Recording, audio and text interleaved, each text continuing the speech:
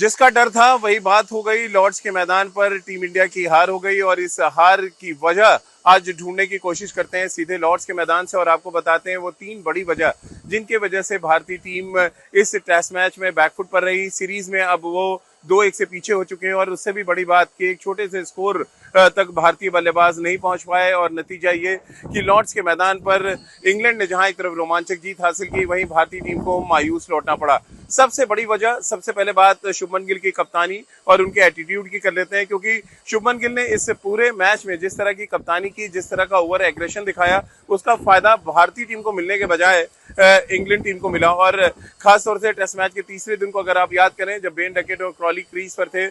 हालांकि वो गलती उस समय बेन डकेट और क्रॉली की थी जब उन्होंने टाइम खराब करने की कोशिश की और उसके बाद फिर भारतीय कप्तान ने गलत शब्दों का प्रयोग किया, जिसकी वजह से पूरी की पूरी इंग्लैंड की टीम पंप अप हो गई और उसके बाद इंग्लैंड का एक अलग रूप हमने अगले 2 दिन टेस्ट मैच में देखा। शुभमन गिल बतौर बल्लेबाज भी फेल रहे क्योंकि वो ओवर एग्रेशन के चक्कर में शायद भूल गए थे कि उनकी एक जिम्मेदारी ये भी है कि मैदान पर न सिर्फ उनको आकर कप्तानी करनी है बल्कि बैट के साथ भी बड़ा कंट्रीब्यूशन करना है, जिसकी वजह से भारतीय टीम आज अगर पीछे लगी है, यानी कि सीरीज में अब वो 2-1 से डाउन है, तो उसके पीछे की बड़ी वजह ये थी कि शुभमन गिल बतौर कप्तान तो गलती कर ही रहे थे, जिस तरह का ओवर एग्रेशन दिखा रहे थे। उनकी बल्लेबाजी का फ्लॉप होना भी एक बड़ी वजह थी, क्योंकि इस सीरीज में सबसे ज्यादा रन उनके बैट से आए थे और इंग्लैंड तो यही चाहता था कि उनका ध्यान भंग हो, उनकी बल्लेबाजी पर से कंसंट्रेशन टूटे और अलग चीजों में उनको उलझाया जाए और उसके बाद काम आसान हो जाएगा भारत इंग्लैंड के गेंदबाजों के लिए। और एग्जैक्टली वही हुआ। अगर आप पूरे मैच को ध्यान से देखें, उनका ध्यान भटकाने में कामयाब रहे इंग्लैंड के जो खिलाड़ी थे और फायदा ये हुआ कि पहली इनिंग में वो 16 रन पे आउट हो जाते हैं और दूसरी इनिंग में तो वो 2.5 अंक तक भी नहीं पहुंच पाते। तो शुभमन गिल का फेल होना इस लॉर्ड्स के मैदान पर हार की सबसे बड़ी वजह रही, जिसमें बल्लेबाजी में वो फ्लॉप रहे और कप्तानी में शायद सुपर फ्लॉप। और जो ओवर एग्रेशन उन्होंने दिखाया उसकी कोई जरूरत नहीं थी। उनकी पर्सनैलिटी ऐसी नहीं है कि वो एग्रेशन दिखाएं और एग्रेशन दिखाने के चक्कर में वो अपनी बल्लेबाजी को खराब कर ले। तो पहली बड़ी वजह शुभमन गिल की कप्तानी और ओवर एग्रेशन के साथ साथ अचानक आउट ऑफ फॉर्म हो जाना इस टेस्ट मैच में। दूसरी बड़ी वजह तलाशने अगर आप जाएंगे तो शायद नंबर 3 पर करुण नायर का फॉर्म रहा और करुण नायर की ये छठी पारी थी इंग्लैंड में जब वो लगातार फेल हुए और लॉर्ड्स टेस्ट मैच में जब 193 रन बनाने थे, उनके पास गोल्डन चांस था, उनको अच्छा स्टार्ट भी मिला था, लेकिन वो स्टार्ट को कन्वर्ट नहीं कर पाए और पहली पारी में भी उन्होंने 40 रन बनाए थे। उस पारी में भी अगर उन्होंने बड़ा स्कोर किया होता तो क्या पता भारतीय टीम ये टेस्ट मैच जीत जाती। तो करुण नायर दोनों पारियों में फेल रहे और नंबर 3 वो पोजीशन है जहां पर आपको जाके न सिर्फ बड़े स्कोर बनाने पड़ते हैं बल्कि अपनी बल्लेबाजी से टीम की बैकबोन का काम करना पड़ता है। जो काम सालों साल चेतेश्वर पुजारा, राहुल द्रविड़ जैसे बल्लेबाज करते रहे, वो काम करुण नायर को दिया गया था, जिम्मेदारी दी गई थी, बट उस जिम्मेदारी पर वो खरे नहीं उतरे और नतीजा ये कि एक और टेस्ट मैच भारत हार गया। अब तीसरी बड़ी वजह अगर आप तलाशने जाएंगे तो मे बी ऋषभ पंत रहेंगे। हालांकि आप सोचेंगे ऋषभ पंत ने पहली पारी में 74 रन बनाए, लेकिन उनका जो रन आउट था उस मैच का टर्निंग पॉइंट था, क्योंकि लंच के ठीक पहले वो एक ऐसा रन भागने गए जिसकी जरूरत नहीं थी और वहां से उनका विकेट क्या गिरा, पूरी की पूरी भारतीय बल्लेबाजी चरमरा गई। के राहुल हालांकि जरूर शतक बनाने में कामयाब रहे, लेकिन वो भी उस आउट होने की वजह से बहुत देर तक क्रीज पर टिक नहीं पाए। तो ऋषभ पंत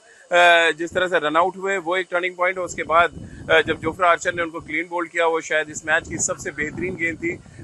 जिसका कोई जवाब ऋषभ पंत के पास नहीं था। ऋषभ पंत न सिर्फ कहा जाए कि जिस फॉर्म में वो चल रहे थे और जिस तरह से तमाम क्रिकेट एक्सपर्ट्स उनके बारे में बात कर रहे थे कि वो इस मैच में एक बड़ा रोल प्ले कर सकते हैं, बड़ा असर डाल सकते हैं, उसमें कहीं ना कहीं ऋषभ पंत फेल रहे, जिसकी वजह से इंग्लैंड के 193 रनों के लक्ष्य को जो एक समय हम सब बहुत कम करके आंक रहे थे, वो एक इतना बड़ा स्कोर लगने लगा जहां से भारतीय बल्लेबाजी पूरी तरह से चरमरा गई। और ऋषभ पंत के आउट होने के बाद शायद पूरी की पूरी जो भारतीय बैटिंग थी वो किसी न किसी उसमें कहा जाए एक संशय की स्थिति में आ गई, यानी कि सस्पेक्ट से हो गए कि उनको बड़े शॉट्स खेलने जाना है या डिफेंसिव अप्रोच के साथ जाना है, और इसी वजह से अगर आप देखें तो भारतीय जो टीम है उसको हार मिली। तो ये 3 बड़ी वजह थी जिनकी वजह से भारतीय टीम को लॉर्ड्स के मैदान से एक तरह से कहा जाए मायूस होकर लौटना पड़ा, क्योंकि इतने क्लोज मैच जाकर अगर आप मैच हारते हैं तो फिर आपको सालों साल इसका दर्द रहता है। क्योंकि बहुत साल पहले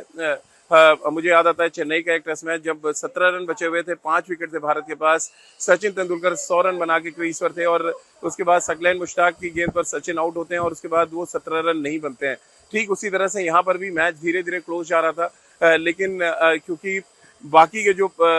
बल्लेबाज थे वो जडेजा के साथ रुक कर नहीं खेल पाए और जडेजा एकमात्र ऐसे खिलाड़ी थे जो लगातार यहाँ पर न सिर्फ सेट होकर बल्लेबाजी कर रहे थे बल्कि बार बार वो संकेत दे रहे थे कि इस पिच पे खड़े होकर रन बनाया जा सकता है, बशर्ते ये कि आपके अंदर वो चाहत हो कि आप यहाँ पर टिक कर खेलेंगे, खड़े होकर बल्लेबाजी करेंगे और मैच को जितना क्लोज ले जा सकते हैं उतना क्लोज लेके जाएं। तो कुल मिलाकर यहाँ पर भारतीय बल्लेबाजी का फेल होना एक बड़ी वजह थी जिसकी वजह से हम लॉर्ड्स टेस्ट मैच हार चुके हैं। हम सीरीज में हम 2-1 से अब पीछे हो चुके हैं और यहाँ से अब वापसी करना शायद भारतीय टीम के लिए बेहद मुश्किल होगा, क्योंकि बचे हुए 2 टेस्ट मैचेस में अब बुमराह सिर्फ 1 टेस्ट मैच खेलेंगे और वो टेस्ट मैच कौन सा होगा वो तो टीम मैनेजमेंट तय करेगी। लेकिन एक बात तो बिल्कुल साफ है कि यहाँ पर भारतीय टीम को रातों रात नींद नहीं आएगी, क्योंकि ये कुछ वैसे ही दर्द है जैसा दर्द सचिन तेंदुलकर को 1997 में मिला था, जब बारबाडोस टेस्ट मैच में 120 रन चेज करते हुए भारतीय टीम 81 रन पर बिखर गई थी। और शायद ये कुछ हद तक मैच काफी हद तक वैसे ही लगा कि जब दिन का खेल शुरू हुआ तो लगा था कि भारतीय टीम ये टेस्ट मैच बहुत आराम से जीतेगी, लेकिन जब अब दिन का खेल खत्म हुआ है और मेरे पीछे ये मैदान सन्नाटा देख रहे हो और मेरे ठीक पीछे लॉर्ड्स की वो ऐतिहासिक बालकनी जो बहुत ज्यादा सन्नाटा महसूस कर रही होगी, खासतौर से भारतीय ड्रेसिंग रूम की बात करें, वो ये जरूर सोच रहे होंगे कि इस टेस्ट मैच को जीता जा सकता था। कुछ ऐसी गलतियां, कुछ ऐसी खामियां जो इस टेस्ट मैच के रिजल्ट पर बहुत बड़ा असर डाल गई और ये बात शायद भारतीय कोच गौतम गंभीर भी समझ रहे होंगे और कप्तान शुभमन गिल भी, क्योंकि ऐसा मौका लॉर्ड्स में टेस्ट मैच जीतने का आपको बार बार कभी नहीं मिलेगा।